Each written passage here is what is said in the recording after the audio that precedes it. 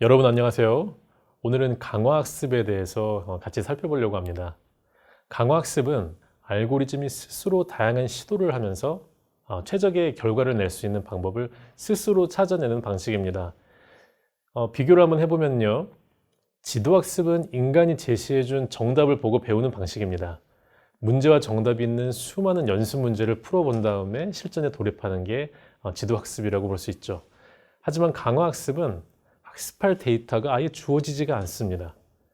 핵심적인 규칙만 익히고 바로 실전에 들어가고 실전을 통해서 학습을 하는 겁니다. 예를 들어서 자전거 타는 법을 알려준다고 쳐볼까요?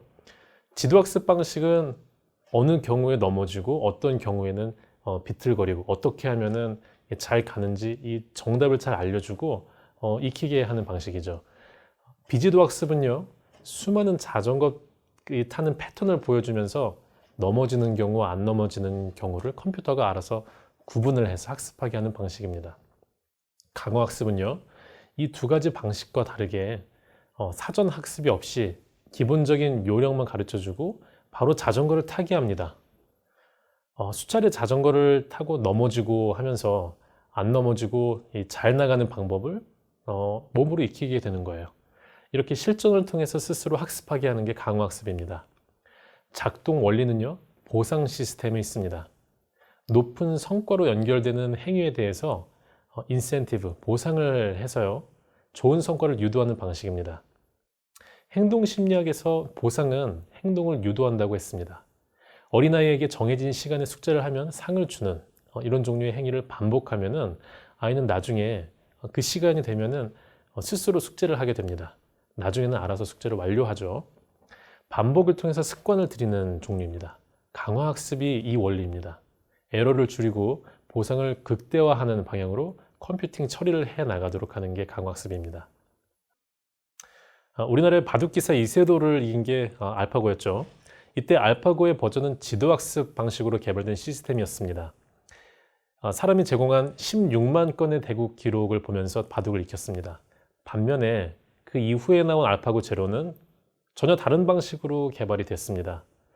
대국 기록과 같은 학습 데이터가 제공이 되지 않았습니다.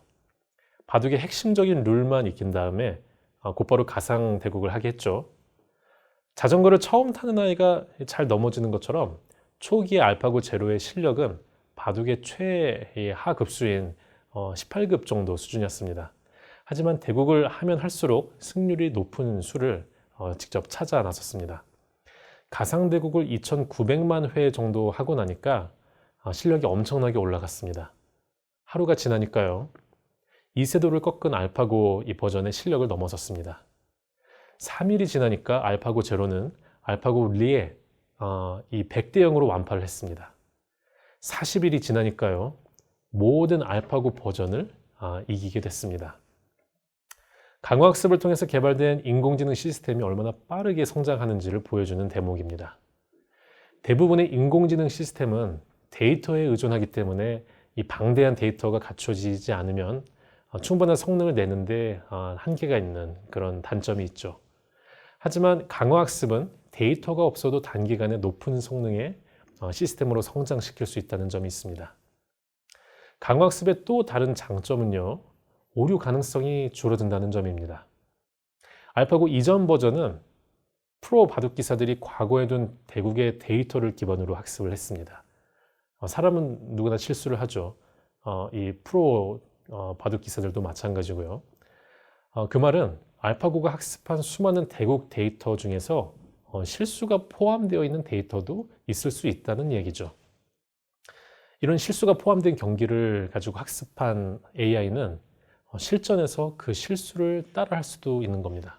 하지만 강화학습은 인간의 실수가 포함된 데이터가 주어지지 않고 보상을 통한 최고 성과 유도 방식 때문에 이런 오류가 발생하지 않습니다.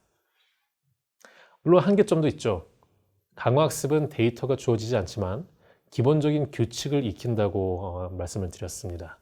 그 말은 규칙에 의해서 운영되는 바둑과 같은 정형화되어 있는 이 상황에 강화학습이 사용이 되고요. 현실 세계에서는 사실 수많은 변수가 존재하고 예측하기 어려운 상황이 많이 발생합니다. 이런 현실의 상황에서는 규칙이라는 것을 제시하는 것 자체가 사실상 어렵기 때문에 강화학습을 현실에 적용하는 게 무리가 되는 경우가 많습니다. 자, 강화학습이 여러 분야에서 활용이 되고 있는데요. 대표적으로 로보틱스 기업인 보스턴 다이내믹스에서 아틀라스라고 하는 로봇의 강화학습을 적용했습니다. 산이나 언덕 같은 복잡한 지형에서 가르쳐 주지도 않았는데 스스로 자세를 유지하고 넘어지면 다시 일어나기도 하면서 주행을 하는 거예요. 움직이는 장애물이 있다면 두 팔로 장애물을 들어서 옮긴 다음에 주행을 하기도 하고요. 징검다리형 구조물을 뛰어서 건너기도 하고 또 높은 구조물에 올라서 백덤블링까지 합니다. 이 반복된 강화 학습을 통해서 스스로 터득을 한 겁니다. 금융권에서도 강화 학습이 아주 중요한 알고리즘이죠. JP모건에서는 트레이딩 작업에 강화 학습을 적용했습니다. 주식을 사고 파는 의사결정을 강화 학습을 통해서 고도화했습니다. 수익률을 극대화하기 위해서 최적의 이 지분 매각 시점을 판단하고 또 손실을 최소화하고 최적의 이익을 취할 수 있는 이 가격이 무엇이냐 그리고 그 타이밍이 무엇이냐 이거를 시스템이 찾아낸 것입니다. 자율주행에도 강화학습이 이용되는데요. 운전할 때 발생하는 그 상황이 너무나 다양하기 때문에 사람이 일일이 컴퓨터에게 지도하고 가르쳐주는 게 사실 불가능합니다. 하지만 강화학습은 수많은 케이스를 스스로 경험하면서 터득하는 겁니다. 사람도 초보 운전 시절에는 이 새로운 상황에 미숙하죠. 그러면서 주행 경험을 많이 늘리면서 운전이 익숙해지는 건데요. 자율주행도 이 시뮬레이션 그리고 실제 주행을 통한 강화학습을 하면서 어떤 상황에서는 적절한 행동을 할 수 있도록 점점 발전을 하는 겁니다. 앞으로 잠재성이 많은 기술이기 때문에 계속 주목해 볼 필요가 있습니다. 오늘은 강화학습에 대해서 말씀드렸습니다.